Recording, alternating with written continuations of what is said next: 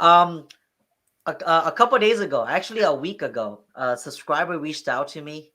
I'm not gonna mention his name, but he reached out to me. He called me and he was like, "Chia, like there's this Biden program that's coming out, or I think it's out. I don't know, but I want to know more about it." And so I figured me and Lisa could talk about that first time home buyers program with you guys. It's like a first generation homeowner actually loan, to where you would only qualify for the program if you're like the first generation. That means your Right. dad, your parents, and them can't own homes. You have to be the first generation. So let's talk about that, Lisa. All righty. Okay.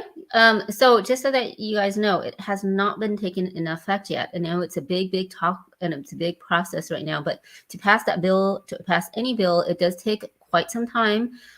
So there's no indication of when that actually is going to happen. Okay.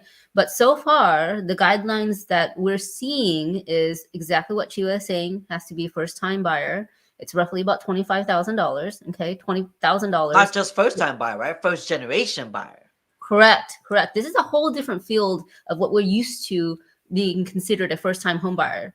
Regularly, a first-time home buyer is anybody that hasn't owned a home for the last 3 years. This is not going to be the case. Not only are you never a home buyer, but your parents can't be a home buyer as well. So it's about $25,000 that's being proposed right now. 20,000 of it will go to 20%. I'm sorry, 20,000 for a 20% down on the home, 3,000 for real estate and title closing costs, and $2,000 for access to lower your mortgage rate. Okay, so it's very specific. That's when it gets more specific than that, I just feel like it's going to take longer because there's going to be people who are going to contest that. Okay. There's nothing that you can do to apply for right now.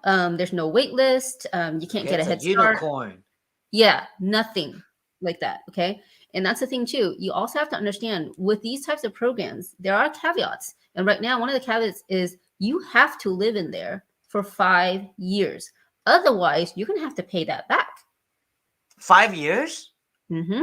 So if you sell or move within the first year, you Or have to repay that refinance? whole entire back. Yeah. The whole entire thing back. I don't see that it says refinance. I just see that it says sell. Okay. So they're going to go into more detail. These are the only details that we have so far. So if you sell it before the first year, you can't have that $25,000 anymore. You have to pay that back completely. If you sell it within the first 2 years, you have to pay back 20,000. And every single year is like a $5,000 difference up until 5 years. After it's, on year 6, you don't have to worry about that anymore. Now, in the event that this does come in, you guys, I'm going to tell you, don't step over dollars just to pick up pennies. If the housing market is so crazy hot, which it is now, but if crazily gets even more hot than this, and you're making $100,000 off the first year already, and you want to sell that property to go into the next property, not only will you have to pay this back, you have to also consider that you're going to have to pay capital gain tax. So anytime you sell your house as a primary residence, you're going to get hit with another tax. And depending on whatever your tax bracket is, on top of the $25,000, you're going to also have to pay the capital gain tax. Okay, so that $100,000 may only look like $50,000. But if that $50,000 is going to get you a better home, which if your house has appreciated by that much, the house that you want probably has appreciated that much too. So you got to really, really look at the numbers when you're looking to sell that quickly. Okay. So the next part of it is, let me see here. Again, there's no way to apply for it. And you do have to be below 120% of the area median income. Okay. So wherever you are, wherever you live and everything like that, your income cannot be more than 100% of the average income in your area. So again, these are just the regular guidelines, the main guidelines that I'm seeing what this program is having right now. There may be more restrictive, it may be less, but because it hasn't really passed, we really don't know yet. Okay. Okay. Was that it? That's it. That's it. That's the bulk of it for right now, guys. Basically, if you guys didn't know what Lisa was saying, you guys don't need to worry about it because it's a unicorn. Yeah. It doesn't exist yet. It has not come Exactly. to fruition yet. So none of this Yeah. matters. It might even change by the time it comes into effect. Mm-hmm. So like for all of you guys that are waiting to utilize that program, you might be waiting for a while, Yeah. because it hasn't passed. Um it's not real. It's just an idea right now. So Right. like if you are serious about thinking about buying a home right now, what I would recommend, I was saying this to a friend the other day. They're planning on buying in 2 years from now. And I told them, do you know what you need? Do you know what you and your partner needs to do to be prepared in 2 years? And he was like, "What do you mean? Can't I just be prepared then?" And I'm like, "No, you need to start now, because what if you wait until 2 years and then let's say you go and look at homes and you're not qualified yet, but you see a home that you love, you and your wife love, and then you start the process then, and then you realize your credit wasn't good enough, or you realize your debt to income was too high, or you realize you don't have enough down payment for the closing costs, etc. You don't want to do that. Start now so that way you can have a game plan with your lender for that 2 year mark. Mm-hmm. And it might not be that aggressive. It might look something along the lines of, hey, you have $5,000 worth of debt. If you could drop that down by the time it gets to 2 years, you'll have a good enough credit score to qualify. So that might be a game plan like that. I don't know. Everybody's situation is different. I'm just kind of using it as an example, but you want to start preparing yourself now. And the best thing about talking to a lender too, to prepare yourself for that game plan, is it's complimentary. Mm-hmm. Lisa, do you charge to consult and do like a complimentary plan with people? I don't. And honestly, guys, I've actually had people tell me, I didn't know this before either, but they're coming to me and they're telling me, so, well, how much do you charge for that? And I said, all of my services upfront are complimentary. And he just told me, I was like, well, their last lender just charged them $250 or the one before that. So they applied 3 times. I was like, 3 times? That's crazy. That's $750. And you haven't even solidified which lender you wanted to choose.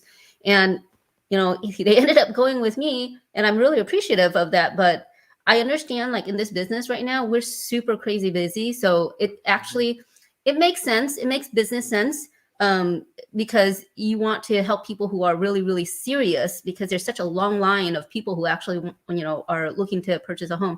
But for me, I just feel like you're going to be spending so much on your first home or second home. That, to me, it's not necessary. Yeah. So before you move forward with anything, and you just want to like prepare your financial situation for that time being, ask, are you gonna charge me anything just to get a game plan? So that way you don't get to pay that fee. Majority of lenders that I know don't charge for a complimentary consultation like that. So just ask around. There's plenty of people like that in your area, I Yeah. feel. We got a question from Mark. Hi, Mark. Is it the best time to buy a home to rent it out? Oh, so as an investment, Mhm. it depends on the numbers. I mean, Right. how did you buy it? Like, did you buy it to where the numbers make sense, to where your return on investment is gonna make sense? It really depends. If you bought it too high to where the numbers don't make sense after you rent it out and you don't cash flow, then that's probably not a good buy. I mean, there's a lot of investors right now that are still buying homes even though the market's so high. Why? Last week, me and Lisa was talking about it's because inflation. Your Yeah. money sitting in your bank account is not earning you anything. It's losing its value sitting there because inflation. Right. So people that understand this are using their money to buy investment properties and renting it out because they're not paying for the mortgage. Renters are. So that's a way to hedge against inflation, because when inflation goes up, rent goes up. Right. So It, Mark, it really depends. What would you gonna Right. say, It Lisa? really depends on you. Everybody's different, Mark. You really have to take a look at your portfolio. And also, the very, very big thing when you're investing in anything, you have to understand what your risk tolerance is. So, if you buy a house, let's just say, for instance, you buy a house for 400,000, and you decide you want to put the very minimum down, which on an investment property, you can go down to 15%, but then you're going to get a hefty mortgage insurance. Okay. So, if you are looking at those numbers that way, okay, and let's say you put in $100,000, which is 20%, and your mortgage is roughly, $2,000 or something like that. I'm pulling numbers out of my head, so it's not accurate. So pardon me for that. Okay, guys. Let's just say you're able to rent it out for $2,500. Not only are you getting a $500 cash flow, okay, and it depends on certain area. $400,000 in certain areas may not give you as much as other areas. So you really, really want to take a look at that. If you're buying something closer to downtown, closer to hospitals where you can rent it out to traveling nurses, you can rent it out to people who can't buy because of what their job entails them to do and whatnot, and they're moving backwards and forwards all the time, or corporate housing. There's a lot of companies out there, especially in Silicon Valley, where they'll give someone most of the time it's someone out of the country, some living space, and they will expense all of that. Most of the time, those corporations, because of their tax write-offs, they'll actually give you more than what the market entails. So if you buy in those areas, let's just say it's $2 million, but if it's earning you, okay, after taxes, after your mortgage, after everything, if it's earning you $2,000-3,000 a month, take a look at where your money would go if you put it somewhere else. So when you're looking at investments, don't just look at real estate, guys. Look at everything that's going on in the market, the stock market. Crypto is going crazy right now too. And ask yourself, my $50,000, my $100,000, if I put it in real estate, it's more stable. But will it earn me more than if I put it in a mutual fund, if I put it in an insurance policy? Okay. So everybody's situation is so different. I'm giving you such broad and general information. I would highly advise for you to form a team. And when I say form a team, if you're looking to build wealth, form a solid realtor, form a solid lender, form a solid financial advisor, and most important, form a solid tax accountant that can actually make sure that, hey, if you put it in here, yes, you'll make more here, but you're also going to get taxed more here too. So when you form a team like that, you're going to solidify your investments so much more, so much better than just to have one person on your back. Okay. There you go, Mark. Hopefully that helped. If you guys have other questions, remember you guys could always leave a comment in the live chat or on Facebook. That way me and Lisa could see it. Okay. But one other thing I wanted to talk to you about too was I'm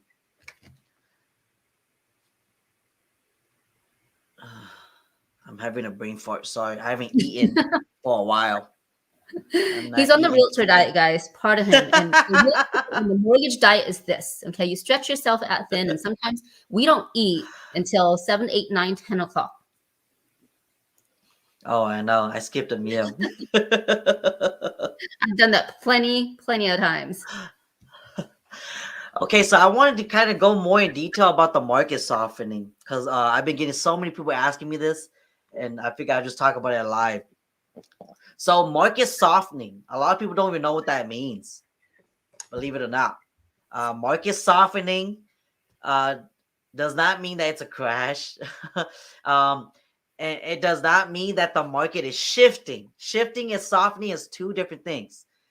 Like what I mentioned earlier in this live stream, softening just means that there's less traffic, but that doesn't mean that the demand is gone. Okay, so for example, maybe during the summer there was like 20 offers that came in for a home on average, let's say.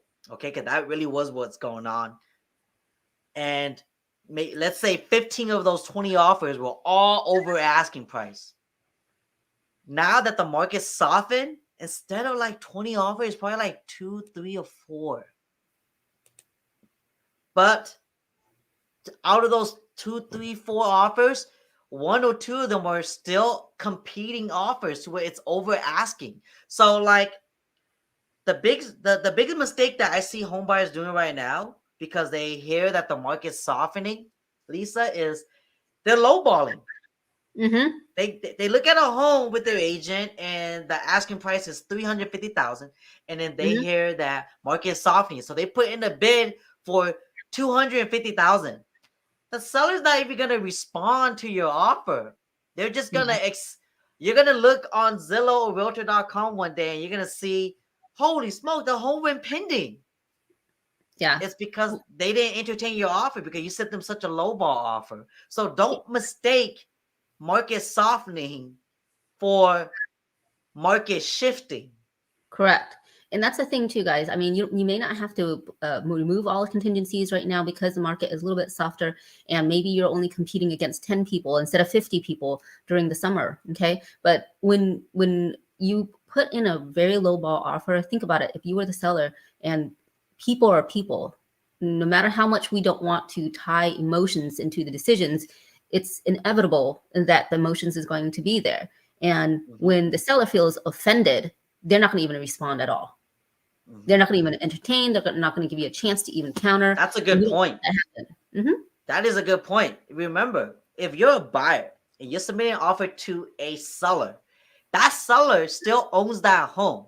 That Right. home is still sentimental to that seller. So if you offend them by sending a super low ball offer and it's a seller's market like right now, they're gonna be like, who the F are you? Like, Yeah. wow, like this is my home, you know? And that's Mm-hmm. why I always tell my clients when we go to an open house, if the seller's present, don't say anything bad about the house. We could talk about that when we're done looking at the home because Right. the seller will remember you and your name. And if you decide to submit an offer on that home after you already bashed on it, seller's gonna remember your name. You know, Yeah. so like you want to be mindful of these things because I try to put yourself in their shoes. When you sell it, you're you're gonna be attached to your home because that's your home. That's your first baby or your last baby. I don't know, whatever you call it. It's your baby. So you would get offended. It's kind of like if I heard somebody was messing around my daughter or my son or my wife, I'll be offended. I'll be like, that's personal to me. You know what I mean? And Yeah. it's kind of like that. A home is Yeah. like that to people. Absolutely. And that's the thing. If they're as good of an agent as Chia is, they're going to do their homework too. All of the data that Chia is sending you guys, all the agents have access to that. Whether or not they use that data to get the seller the best offer or get you guys the best offer is up to them. But if they did do their due diligence and based on the data that Chia just gave us today, the market went up $30,000, you guys, even when it's quote unquote softening in 1 week. It went up $30,000. And I'm doing so many refinances right now for people who just bought a home last year. Some of them weren't even a whole year, and they've already been able to take out their mortgage insurance completely and also get some cash Yeah. out, guys. So don't think that if you're waiting for that unicorn Biden rule that's coming out and everything like that, that we have no idea coming out, you're waiting for $25,000. You just lost $30,000 in 1 week.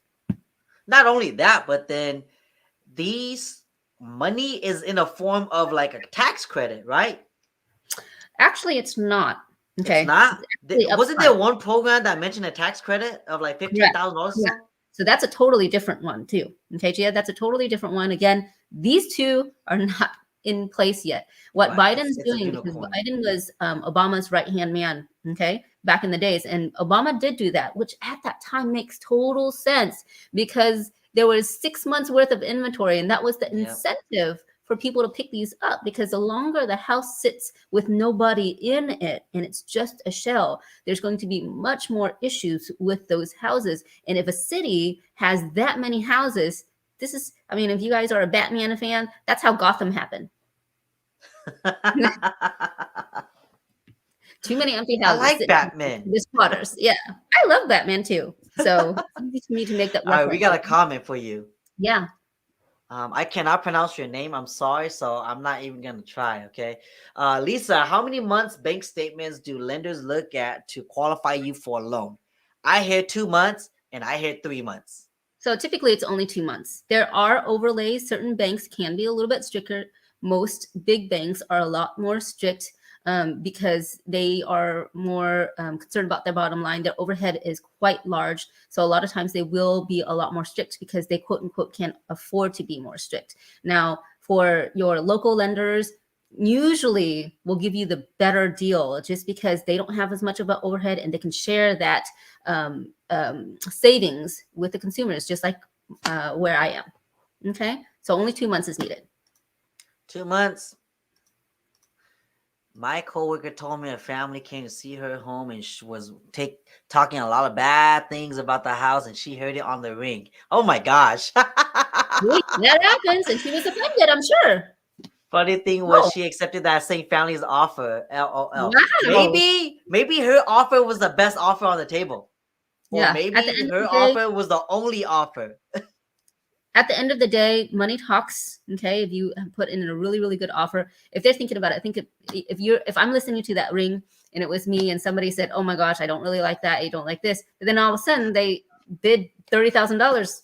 In my mind, I was like, okay, my feelings are no longer hurt. I'm okay with that. Sometimes whenever I show homes, if I look and there's cameras inside, I'll tell my clients, "Hey, let's just speak in Hmong." Oh, I'm so bad. The perks of being bilingual. Hey, it works. I'm so bad.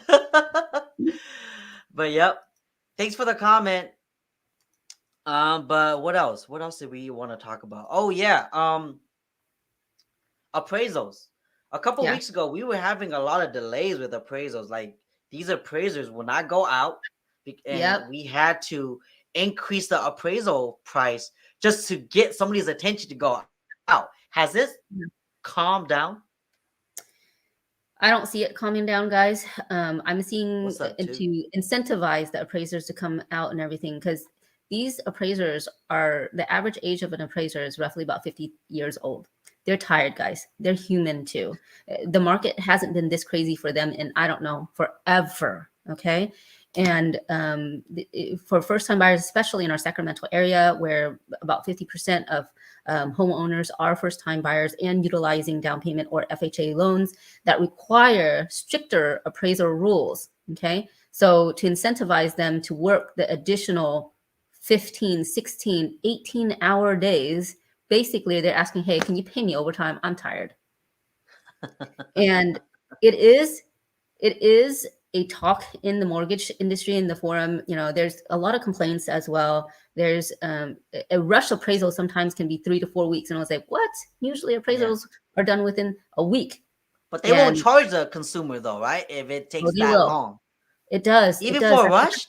Even for a rush. I've had people complaining that it hasn't happened to me yet. Okay. The highest that I've seen my people pay was $1,500. That was a multi-unit. So that made a little bit more sense, but still that's double the price of what it normally is. But I've heard across the board, across the nation, it has gone up to almost $5,000, guys. $5,000 for an appraisal. That's ridiculous. It's so crazy. That's a freaking deposit. Yeah, it is. It is for some of us, right? And it's a concern because they're looking at maybe these are like $1 million homes. The crazy thing is, $1 million home means different in every single area. All right, because I came from San Jose, and let me tell you, in parts of San Jose, $1 million will get you 1,000 square foot home, 2 bedroom, 2 bathroom, if you're lucky, in not the best part of town. Okay, so I can't imagine that $1 million home being harder to appraise. You and me are in the wrong business. Then we should become appraisers, like what 2 is saying right here. Yeah, for real. Appraisers, and it's harder to be an appraiser than it is to be a realtor. Just so that you know, my appraiser friends will tell me, I was like, you need a 4-year degree at least, and then 2 years of appraisal school. So that's almost a master's degree, you guys. That's true. That is a lot of freaking education hours. If you're an appraiser right now, you're making boku dollars. Yeah, appraiser's making bank right now. We got an appraiser friend, and he says that too. We got a comment here. This is a first. Roxana, hey Lisa and Chia, just heard that if you're not vaccinated, no mortgage. What? Okay, that's new to me. That's new to even wait. This is going on. Oh, this is That new is right new. now. Yeah, that's new to me. I have not heard that yet. Usually, when there's something like going on, our quality control department will send us emails, updates. Hey, this is what's going on. This is what's going to come. I don't know how I I feel don't know about about that. that, Roxana. Yeah. You know what I think that's referring to? So you know how employers get verified, right? VOE. I Yes. think that what the lenders are calling to get verification, if the employer sees that their employee has not been vaccinated and they got more than 100 and they're supposed to, if they let go of that employee, they could tell the lenders, oh yeah, that person doesn't want to get vaccinated, so we're gonna let them go. I could see that being a qualification factor, but as far as vaccination to get qualified, I don't remember that being on the loan app. No, it's not. It's not at all. That's It's pretty not at all. messed up. Oh my gosh. Yeah. We're not even gonna talk about that. But anyways, yeah, Roxana, that's the first for us. She says my employer mandated vaccines by January 2020. So mandate, a lot of places are doing that right now. Yeah. Okay, a School. lot of people are doing that. Even schools, yeah. Now Yeah. kids, I think between 5 and 12, 12 and older could get the vaccine now. So they're mandating that now too. But I think you're getting that confused for qualification for your mortgage because of the verification of employer. Yeah. I think. I could be wrong. This is the first time I've heard this. This is the first time Lisa's heard this. And I'm actually normally personally going to look it up. yeah, because After this normally Lisa keeps me show. up to date on everything in the loan industry. So I'm so this is very new for me, but I think it might just be because of the mandate. All right, so yeah, I don't know if that answered your question or not, but thanks again for putting it in. You gotta look that up now, Lisa, I know. I'm curious and get now. back to me. Jay says, should we buy now or wait? It depends, Ooh. man. Jay, it really depends. Yeah. Everybody's situation is very different. Yeah. So for me to tell you, no, the market's too high, Right. that will be an understatement. That will kind of be robbing you of your opportunity to become your own homeowner, because I don't know what your rent is. I don't know what your living situation is like. I don't know what your goal is in 5 years. So everybody's situation is different. You know, I have a client right now. Their home right now that they're renting, they're outgrowing that home to where their kids cannot do anything.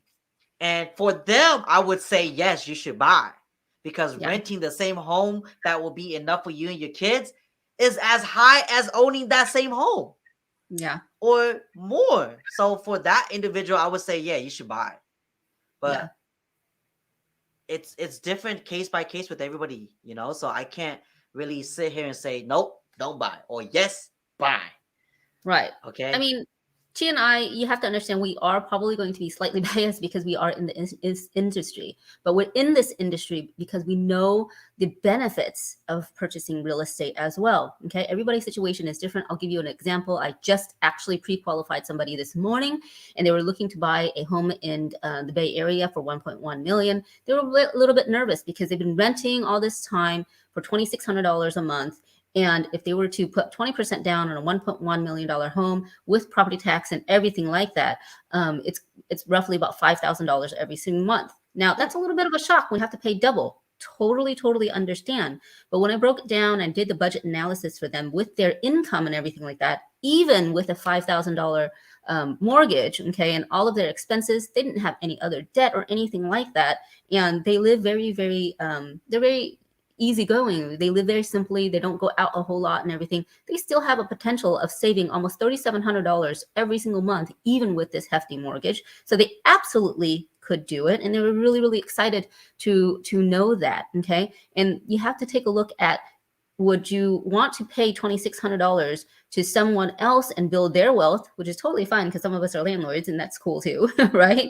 Or you put double in it. It seems like a lot, but you're actually paying yourself. So when you have a mortgage, it's almost like a 401k in the fact that, yes, somebody is lending you and making a profit, which is the bank who is making that money up front so that you can have this home. But eventually, wherever your age is, the longest mortgage right now is 30 years. Okay.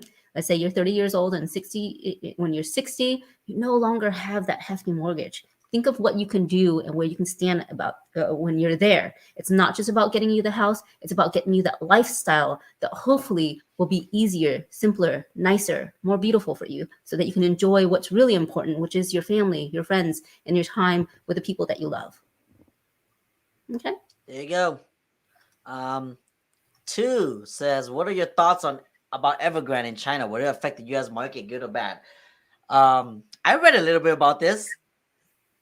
Did you hear about this, Lisa? I'm not Evergreen? familiar with this. These It's are good it's questions today. You guys are stumping me today. it's like a real estate company in China that buys real estate, and I think they bankrupt or something, right? Something along the lines of bankrupt. Here, let me look it up. I totally forgot, but I think it has something to do with what e-commerce or something like that, real estate wise. Let me double check. I'm looking it up right now. Okay, 2. Hold that thought. Yeah. China real estate shares bonds hit by Evergrande concerns. Shares and bonds of real estate companies slid on Thursday, reflecting uncertainty about how a debt crisis will play out in China and wider property sector, which has more than 300 billion in liabilities and 1,300 real estate projects in over 286 cities. When they say that they have a lot of projects in all these cities, are they talking about cities in US or is it cities in China too? Because if it's cities in the US, then yeah, eventually it's gonna affect the US market, right? But overall, I feel like anything that happens anywhere in the world is gonna affect the US market, right? Because we trade with other countries one way or another, and if it affects us both ways. How do you feel about that, Lisa? Well, I'm gonna have to do a little bit more research. I don't like to speak before I do more of that, But if I'm not surprised that China is doing that, we owe so much to China, you know. Um, but I really do need to do that first. This is similar to like a lot of hedge funds buying up properties and holding on to these properties and Yep. renting them out and waiting until the market is more favorable for them and then they sell it off. Yeah. So this is similar to that.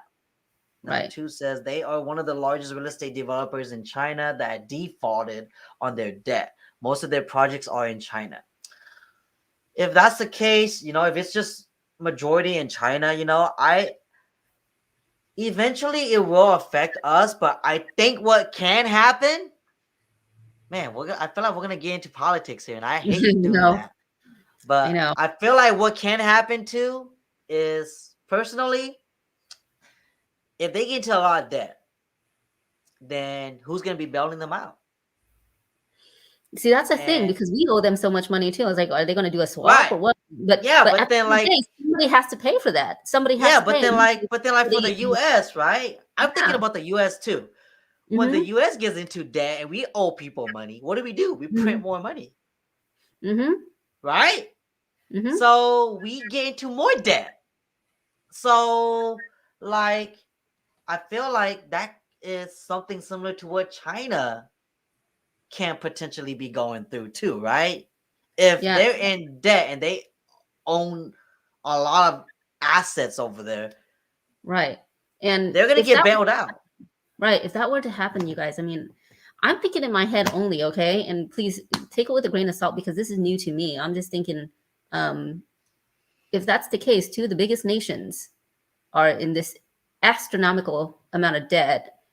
Inflation is going to absolutely rise, and we, the people, will have to pay that back. And when that happens, I mean, look at our homeless population. It's not great right now.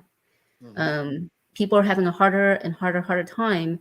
And speaking from just a mom standpoint, okay, guys, I'm looking at it. I want to buy real estate, not just to invest, but I'm afraid that by the time my kids start to buy and inventory continues to be this low, just like how it was in Europe, okay, our kids might not have the opportunity and they're going to continue to rent. And when you continue to rent like that, guess who controls truly the rental market, right? Mm-hmm. You can put rent control all you want, okay?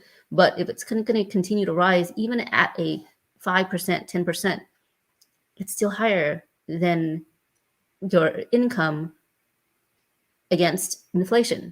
So I'm more concerned about that, okay?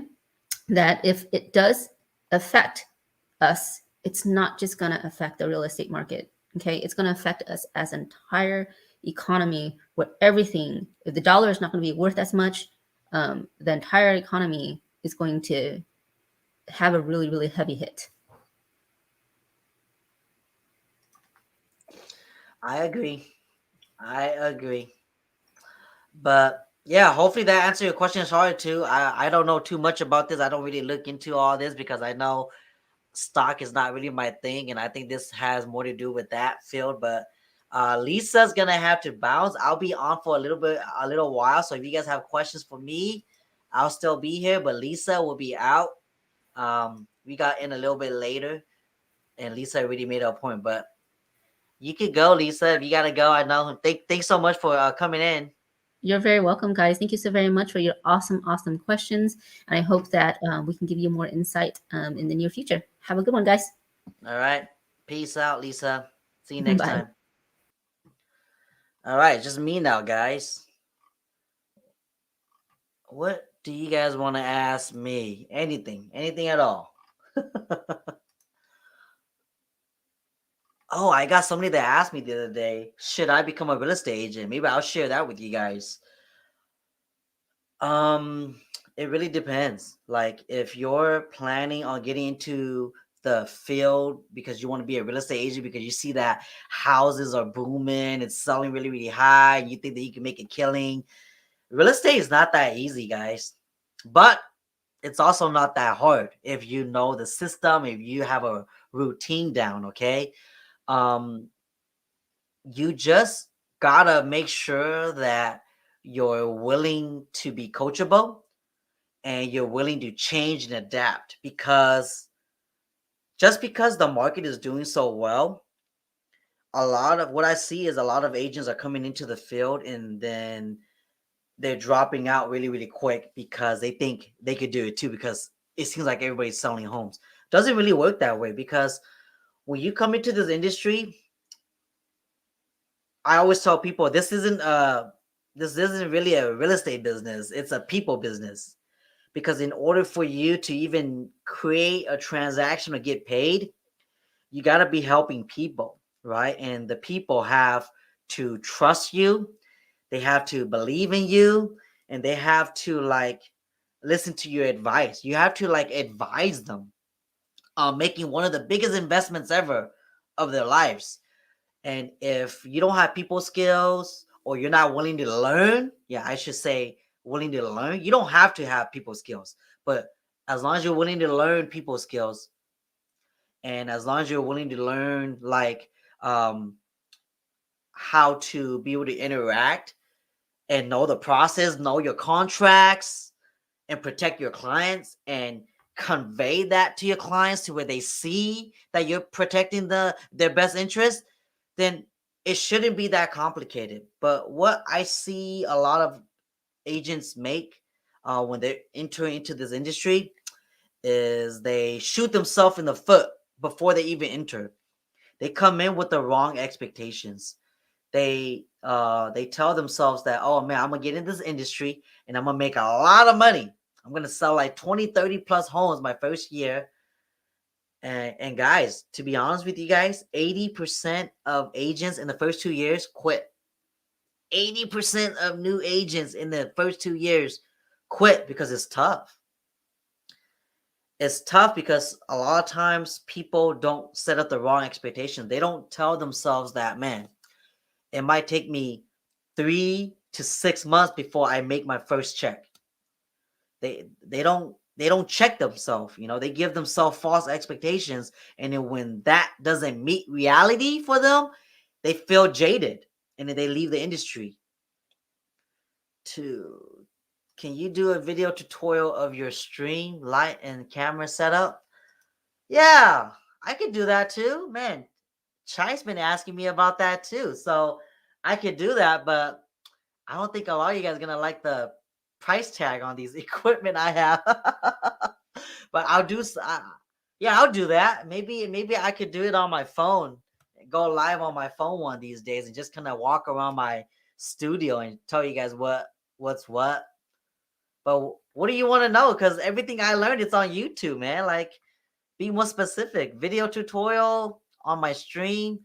I use StreamYard, so that way I could live stream to multiple platforms. Like right now, I'm live streaming to YouTube and Facebook together.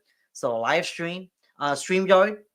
That's what I use for streaming. My light, it's this big old key light right here, and I have this remote, right? And I just press a button and it turns off.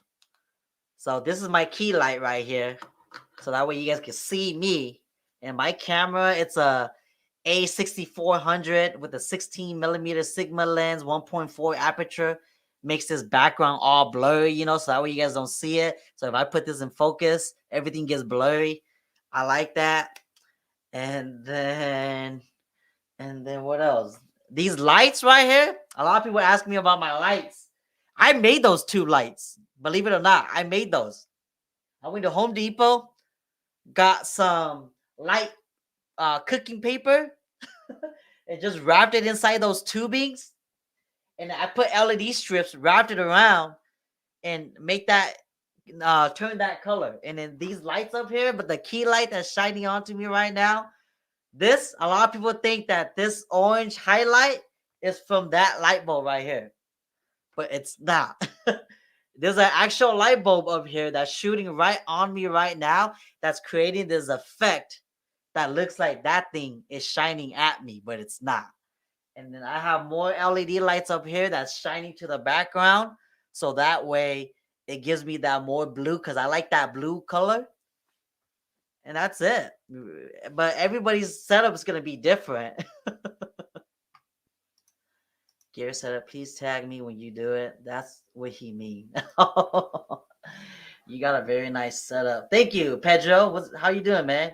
Can you do it in Hmong so my wife can watch? Man, I haven't done a Hmong live stream for so long, man. But majority of all my viewers, are they understand English better. Hey, Chia and Ali, I'm pursuing my real estate license. Can you give me some tips on passing the state exam? The state exam is super hard. It took me 3 tries.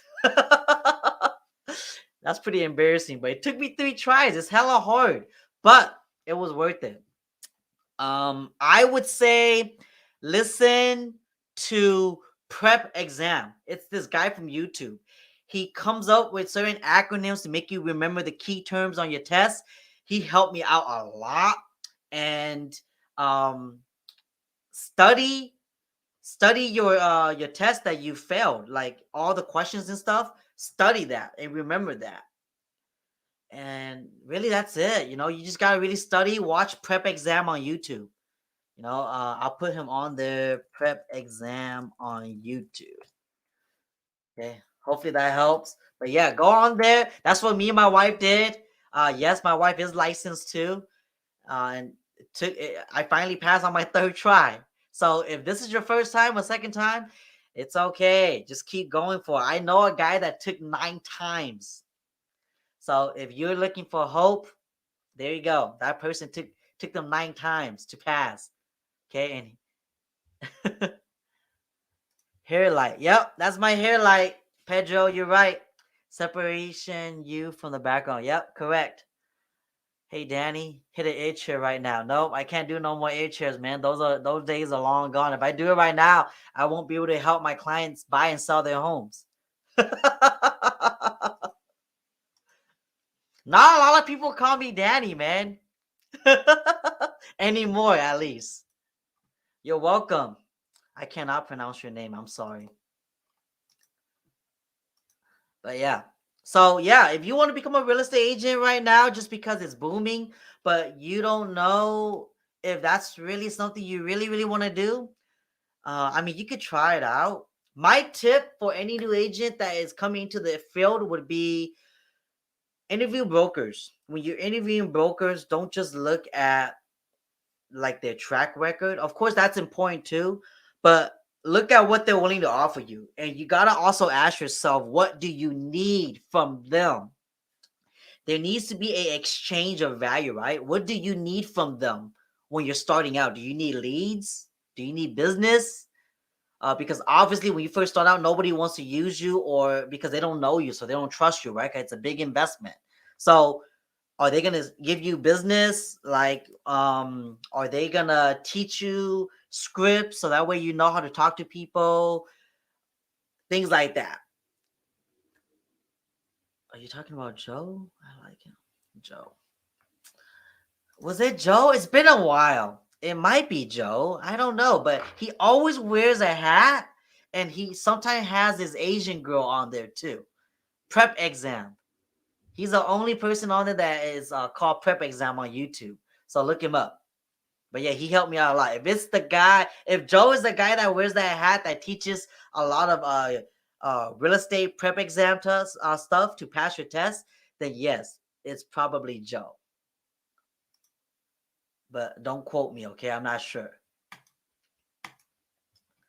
But yeah, brokers, make sure that you ask yourself what you need.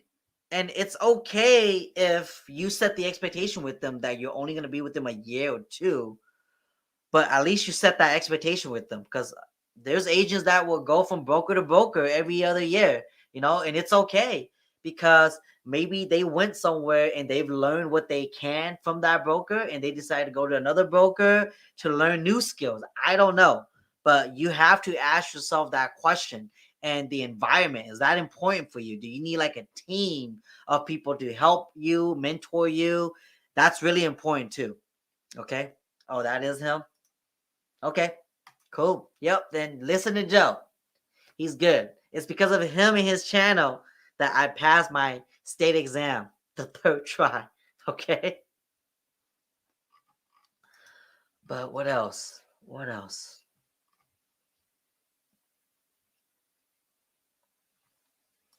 What else? What else? Yeah, too. I'll tag you when I do it, man.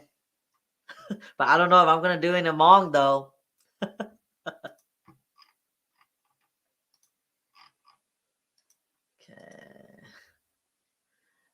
All right, there's no more questions coming in. If there's no more questions coming in, then I'm gonna probably log out. So we did almost an hour, and I don't want to take too much of y'all time. But that's what I get, right, for coming on a lot late.